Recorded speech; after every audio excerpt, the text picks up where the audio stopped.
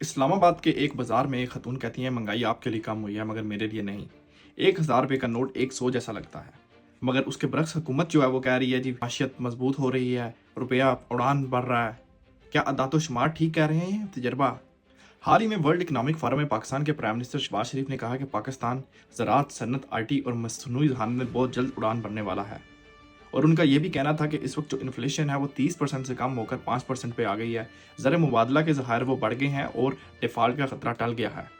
لیکن اگر ان کا یہ دعویٰ ٹھیک ہے تو پھر عام لوگ کیوں شکایت کر رہے ہیں اور پبلک ابھی بھی یہ بات کیوں کہہ رہی ہے کہ مہنگائی بہت زیادہ بڑھ گئی ہے؟ لیکن یہاں ہمیں اعداد و شمار اور حقیقت کو سمجھنا ہوگا۔ انفلیشن کم ہو رہی ہے، جس کا مطلب یہ ہے کہ چیزوں کی جو قیمت بڑھنے کی رفتار تھی وہ رک گئی ہے یا کم ہو گئی ہے، لیکن اس کا یہ مطلب نہیں کہ قیمتیں جو ہیں وہ بھی کم ہو گئی ہیں۔ اب آمدنی جو ہے وہ لوگوں کی وہاں رکی ہوئی ہے، اور جب آمدنی جو ہے اوپر نہیں جائے گی تو لوگوں کی قوت خرید کم ہوگی۔ حالیہ اعداد و شمار کے مطابق پاکستان میں 2018-19 کے مقابلے میں 2024-25 میں لوگوں کی جو قوت خرید ہے وہ 10% تک کم ہوئی ہے، اور جب ہم شہری علاقوں میں بات کریں تو یہ شرح اس سے بھی زیادہ ہے، تقریباً 17%۔ ورلڈ بینک کی 2023-24 کی رپورٹ کے مطابق پاکستان میں 25% جو پاکستان کی آبادی ہے وہ غربت کے لکیر کے نیچے زندگی گزار رہی ہے۔ لیبر فورس سروے بتاتا ہے کہ پاکستان میں اس وقت بے روزگاری کی جو شرح ہے وہ 7.1% ہے، جو گزشتہ 2 دہائیوں کی بلند ترین سطح پر پہنچی ہوئی ہے۔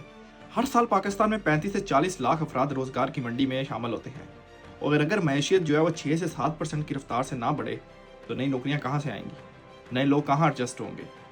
تو یہ جو حکومتی دعوے ہیں یہ بے بنیاد ہیں۔ کاروبار کیوں دباؤ میں ہے؟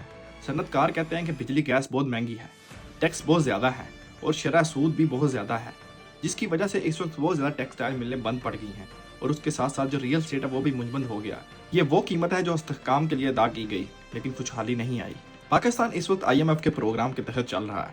ماہرین کہتے ہیں کہ پاکستان میں مائکرو اسٹیبلٹی آئی لیکن جو گروتھ کی شرح ہے وہ دب گئی۔ ٹیکس اور پابندیوں کے ذریعے یہ ماڈل جو ہے عارضی سانس دیتا ہے، مگر یہ دیر پا ثابت نہیں ہوگا۔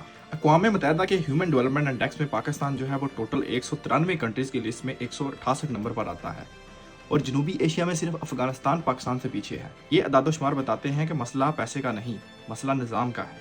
تو اس کا حل کیا ہے؟ اس کا حل یہ ہے کہ پاکستان کو اپنے ٹیکس کا دائرہ کار جو ہے وہ وسیع کرنا پڑے گا۔ ٹیکس صرف اس وقت جو سیلریڈ طبقہ ہے، اس کے ساتھ ساتھ چھوٹے چھوٹے کاروباری حضرات ہیں وہی دے رہے ہیں، اور اس کے ساتھ ساتھ جو توانائی کی لاگت ہے اس کو کم کرنا ہوگا، اور ساتھ میں جو زراعت اور جو اس طرح کی بڑی انڈسٹری ہیں ان میں پیداوار کو بڑھانا ہوگا۔ اصل سوال یہ نہیں کہ معیشت بہتر ہوئی، اصل سوال یہ ہے کہ عام آدمی کی زندگی بہتر ہوئی۔ جب تک جواب ہاں میں نہیں ہوگا تب تک ہر اڑان صرف کاغذ پر ہی ہوگی، کہ وہ ہے جو گھر کے خرچ میں نظر آئے، نہ کہ پریس ریلیز میں۔